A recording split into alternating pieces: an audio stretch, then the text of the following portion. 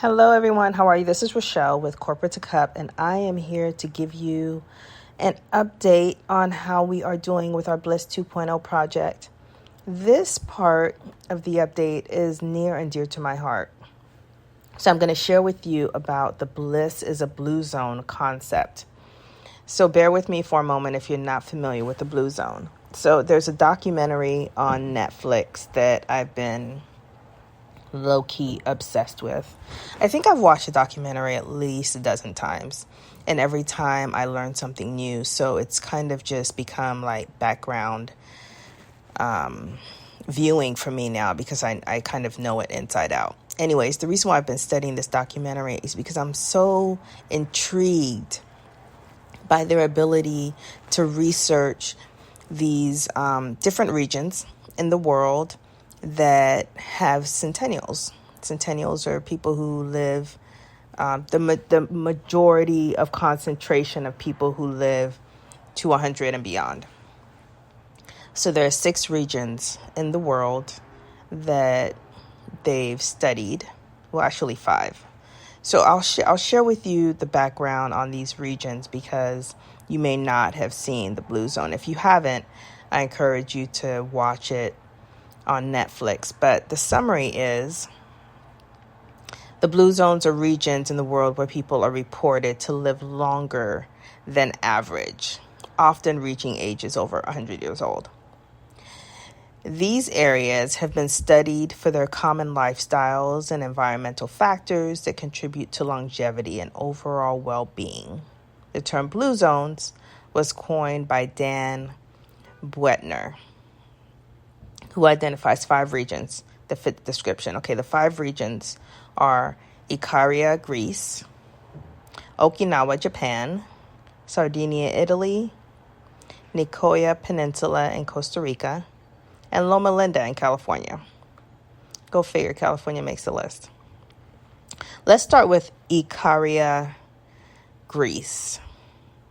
I actually was not familiar with Icaria, Greece until I watched this documentary. And it's probably because I've never been to Greece yet, but I definitely intend to get there. There is an island in the Aegean Sea known for its healthy Mediterranean diet, active lifestyle, strong sense of community, and low stress levels. Now, a lot of people are familiar that a Mediterranean diet is really good for you. There's a lot that we can incorporate there. So I've been studying the Mediterranean diet. What are some things that we can put on the menu? So forth. Okinawa, Japan. Now, I have been to Okinawa, Japan. I spent a lot of time in Japan working for Sony for about a year and a half to 2 years. I would fly there every single month and spend a week there at a time. I wasn't spending time in Okinawa. I was actually in Tokyo. But on one of those trips, I did take a train ride out to Okinawa. As you know, the U.S. military has a base in Okinawa. So in any sense, Okinawa has made the list. And the residents of the Japanese island have a rich diet in vegetables, tofu, fish, along with a strong sense of purpose in life, close-knit social circles, and a practice of moderate physical activity. So let me just share a little bit more about that. Close-knit social circles. So in Okinawa and a lot of Asian countries, the family, you'll have multiple generations. So you'll have 3 generations living in the same home. So that has proven to be a source of longevity.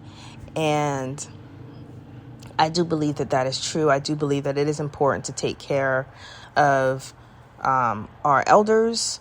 And although I do not live with my parents, I do enjoy the fact that we live a mile away from each other.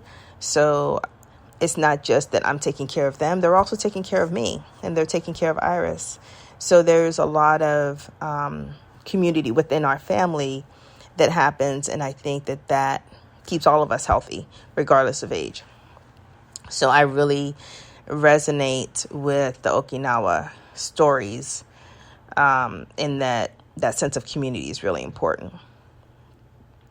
The Sardinia, Italy, this one I thought was so educational and so appropriate for representation from the Italian community, because they're up in the mountainous region of Barbagia, and I know I'm butchering that, so forgive me, where people follow a traditional Mediterranean diet. Here goes that Mediterranean diet again. Engage in regular physical activity through daily chores and gardening, and they maintain a strong family and community ties. So again, that strong family, the gardening, and it's one thing that I learned from the Blue Zone. It's not about being in the gym. It's really about the movement and keep moving and keep doing. And a lot of it is, people are walking, they are in the garden, they are doing the things that make them happy. And that's what's helping them to live longer.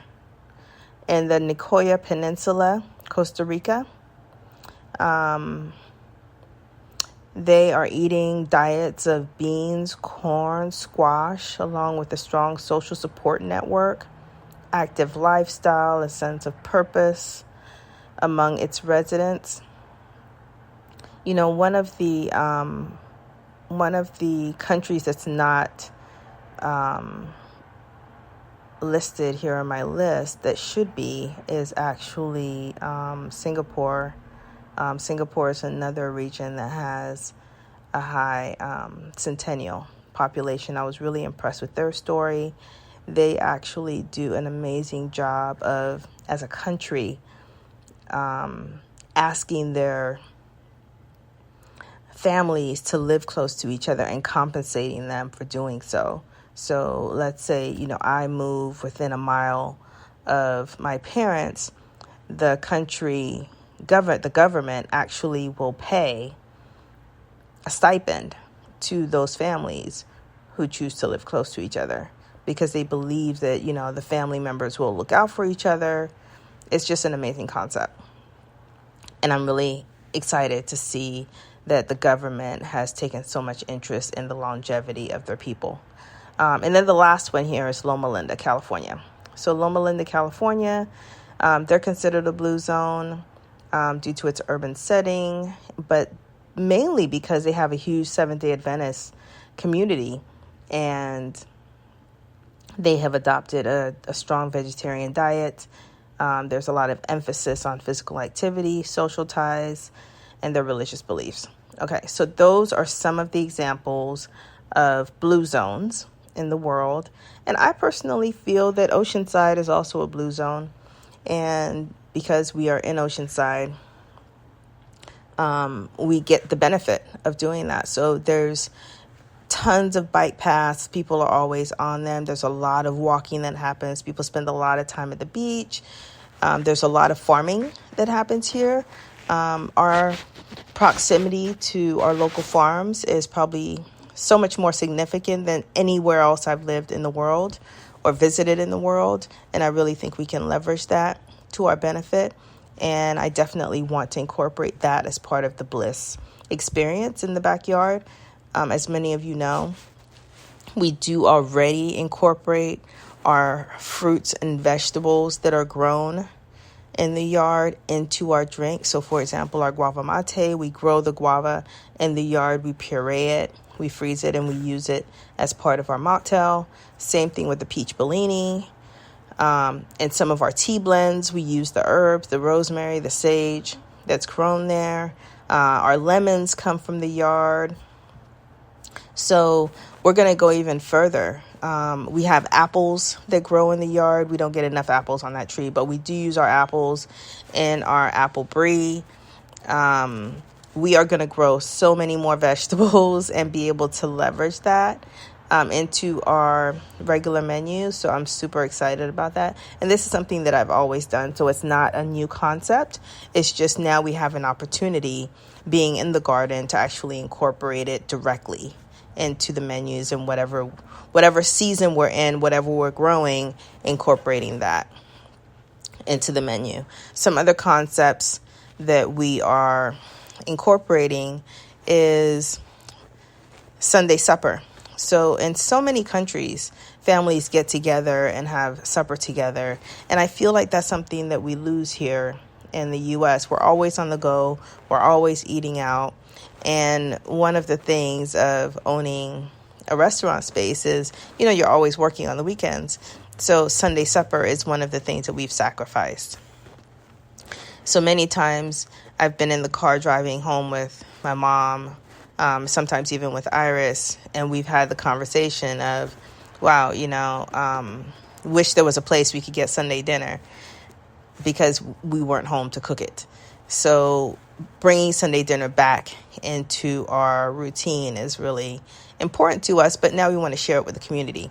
So once a month, we will have Sunday supper, and we'll invite you guys to come and join us. And if this really is a thing that catches on, then we will absolutely do it more often. It may become a every Sunday thing, but right now we're going to start with one Sunday and see how that goes. Another thing we are incorporating is a culinary cinema.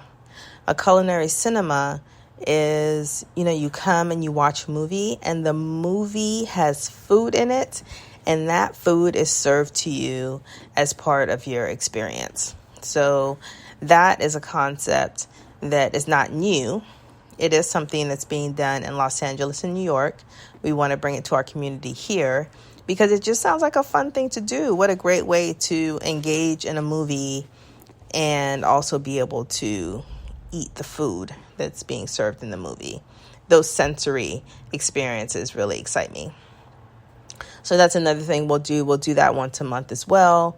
And, depending on how it goes, we'll probably even add more movies depending on the interests and recommendations that we get from our guests. Another concept that I'm really excited about is our tea tutelage.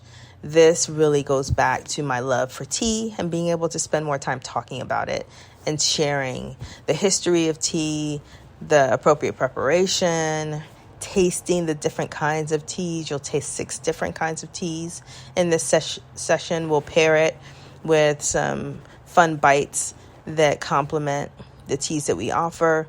So excited to bring that back into the fold of what we're doing, like really making tea the center of this experience. And the education is really important because I think that the more people know about the benefits and the origin and why people use certain teas, I think that they will incorporate it more into their lives. So I'm really excited about these concepts, and I've spent most of these podcasts talking about the building and the landscaping and painting and all that kind of stuff, but I really wanted to spend some time just talking about the softer stuff, the stuff that brings the community together, that gives you a reason to come out and spend time with us. And this is just a quick snapshot of what those items are that I'm brewing and putting together. And, once you put something out into the universe delivers so much more. So I really have gotten some amazing ideas and have incorporated some of them into our 2.0 concept. And today is the day that I am releasing the menu and the new experiences that we'll be offering. So I hope you take a look and you enjoy what we've put together, and that we hope to see you soon. So you will have an opportunity to sign up for a lot of these experiences in advance because the dates have been set. And if they do fill up and you're interested, still reach out because, there might be an opportunity to add a complimentary event. Okay? Awesome. Thank you so much. Take care. Bye-bye.